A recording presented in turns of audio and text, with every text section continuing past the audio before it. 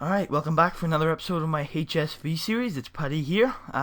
This is going to be a bit of an end of season review. Just going to be going over the season, basically no live com and showing some things. Basically a lot of stats.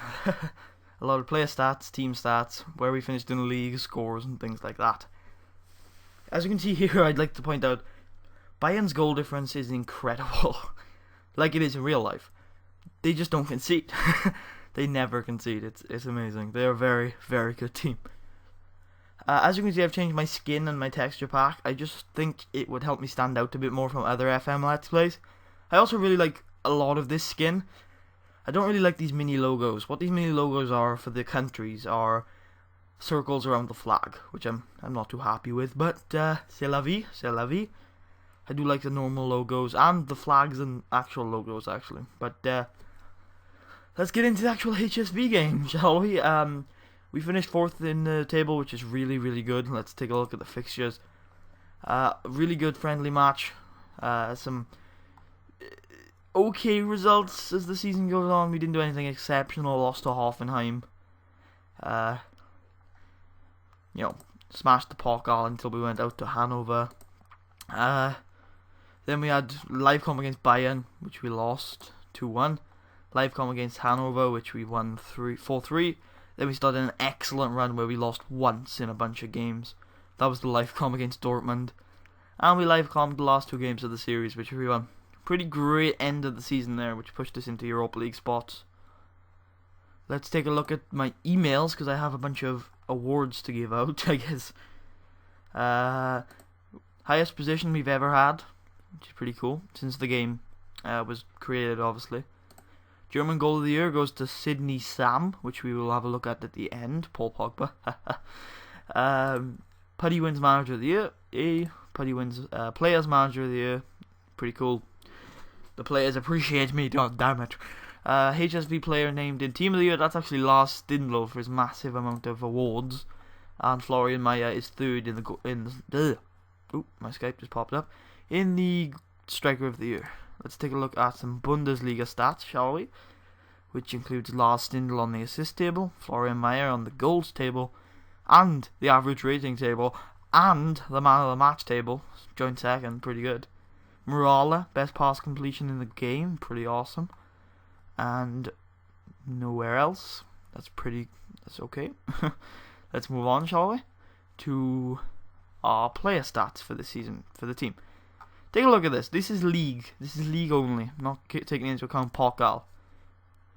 Murala, Ago, Rajkovic, and Maya played, well, right, the first 3 played 33 games in a 34-game league. That's incredible. Now let's take it a step further. Florian Meyer played 31 starts and 3 substitute appearances. That is 34 games in a 34-game league with a 7.4 average rating. He played every game this season in the league. That is incredible. I didn't even know that was going on. Really great. Really great. Goals, obviously, Maya and Hruska. Assists, actually, Stindl, Sam, and Hruska, who's been linking up really well. Dennis Ago is unfortunately retiring. I miss the guy. And I think that's it for the player stats. Let's take one more look at the fixtures and tell you how the season actually panned out. I know I went over it really quickly, but the season started iffy. We went on a really bad run where we kind of dropped a lot of points that we shouldn't have, including draws in the St. Pauli, the Hamburg derby and the Nuremberg game. We lost to Karlsruhe, battered by Werder Bremen. Lost to Hanover in the Pokal. Disappointing run, and then obviously we managed to turn things around. I think it was belief. 2 games that really instilled belief on us was the Hoffenheim game and the Hanover game, where we won late, and then that took us, obviously winning against Bayern and Schalke are going to give us belief as well. And just a really good run towards the end of the season where I just knew we weren't going to lose. 4 clean sheets in a row right there. That's a pretty great record. Actually, it's 5. No, it's 4. God, that's a pretty awesome. That's a pretty awesome little record right there as I look for the other Gladbach game, which is over here, which we won 3-0. Sydney Sam hat-trick. Not quite sure which goal they are on about, so we will we will take a look at all 3 Sydney Sam goals. Hopefully, I haven't actually played a match in this new skin yet, so oh my god, that's pretty awesome. So hopefully they haven't changed much. Hopefully they haven't changed my match settings from 2D Classic to 3D or something, and this recording is going to completely crash. Overall, I'm pretty happy with the season. I think we made some considerable progress towards our, road to stability kind of thing. Although, spoilers, the start of next season doesn't start too well. Sorry about that.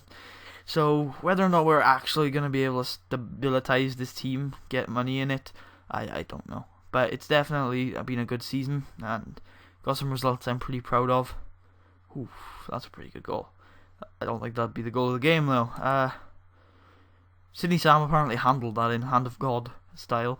So yeah, I think it's been a really good season. I'm pretty happy with it, and I'm hoping that we can take steps and get back into the Europa League consistently, get some consistency, get some stability in the team. The money's just not there in Germany. It's really weird because you see teams. You see teams like Bayern and Dortmund with a team full of £20 million €20 million players, and you just see the rest of the teams kind of fade into obscurity, and it's no wonder it's really become a 2-team league. Of course, Schalke challenges sometimes. Leverkusen have actually won it in this game, which is incredible. But you just don't see much of a fight from other teams, and I don't expect to challenge for the title. Like I said, the money isn't really here in Germany. That's why, it's a 2-team league. But what I want is stability, and you can do that with any group of players. You just get a stable kind of league going. Sydney Sam, let's see his final goal here. No surprises who gets the 3rd goal in a 3-0 win with a hat-trick in it. Oof, that was a brilliant pass from Ginchek, mate. Alright, that's the season review. Not much of an episode. I just thought you need to kind of go over the season, what's really happened. And I'd like to show you something and spoil something for you because I'm a little ahead in this series. Jose Mourinho continuing the legacy. This ends 1-0 on extra time, with a man from Barcelona sent off in the 30th minute to Liverpool. Jose Mourinho continuing the legacy. Let's take a look how many that is now. I think I left when it was 8, wasn't it? So Mourinho 1-1, so that's 9. Will Mourinho win a 10th Champions League for Liverpool before I get there? Before I get back to Liverpool, I'm not entirely sure. Mourinho, Benali, Pepe Reina. Makes sense. God, that's random. That's squished. I guess that's probably just because I'm in. Yeah, they're squished because I'm in windowed mode to record these videos. Let's take a quick look at the history, which is all we really have. I'm joking. 8 Champions Leagues plus the one they're about to win in 2021. Yeah, 2021. Pretty damn good. Mourinho, will he be able to pass my records? I don't know. I did quite a bit. I did quite a bit. Oh, I like that. I'm happy with that. I don't think he'll be able to pass my record there. Wow.